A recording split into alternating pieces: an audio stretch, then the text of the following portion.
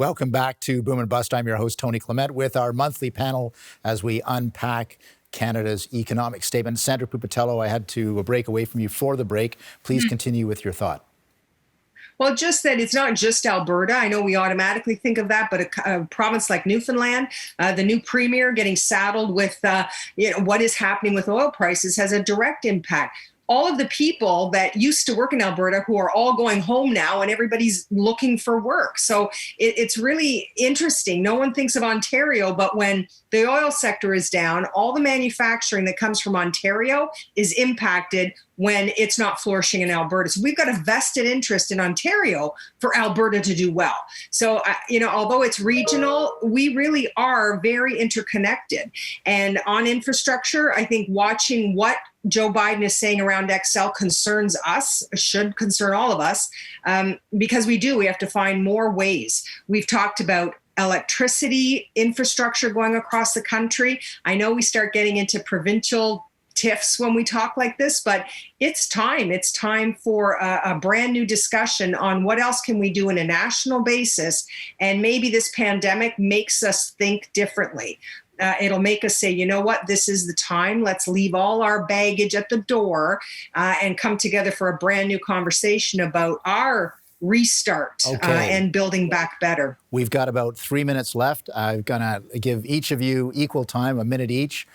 Joe Oliver, is this the start of what has been called the Great Reset, the idea of using this this pandemic as a jiu-jitsu move to the Green New Deal or some other socialist paradise? You first. Sure. First, I want to say that I'm in violent agreement with Sandra on the need to develop our natural resources and with Gary as well. This is absolutely crucial. But the Great Reset, of course, would go the other way. We're talking here about a plan which is supported not by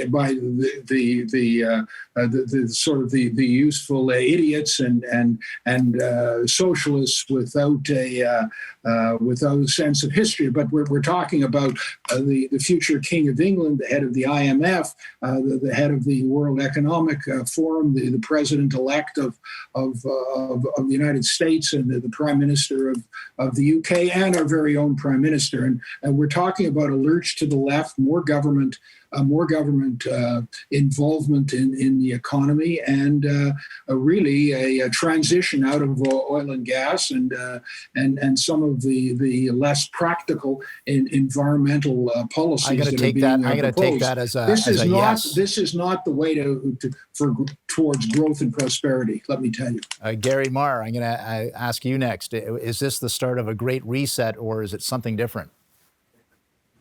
Well, it strikes me that this is, as I said, the fall economic statement was the second of three parts. The third part that we'll see is a spring budget.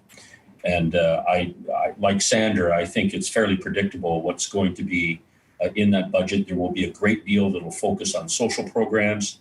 Would you call it a great reset? I'm not sure if I would go that far, but it does strike me that spending tens of billions or $100 billion more on programs that aren't germane to the economic development of Canada, I think is probably a move in the wrong direction. I think that there's good reason to be deficit spending at this point for the right kinds of programs, but it strikes me that the direction that the federal government is going is probably not the right one for economic development. We're going to give the last word, the last couple of dozen seconds, to Sandra Pupatello. Is this the start of a socialist paradise? Well, I think we get caught up in nomenclature, not even sure what it means anymore. So let's forget all the language, reset, start over, rebuild. All I know is there's several sectors in Canadian economy that need a reset because they're on the edge. And I hope that they see government reaching forward to help. Aerospace, tourism, service industries. I mean, we need those industries. They're a big part of lots of communities.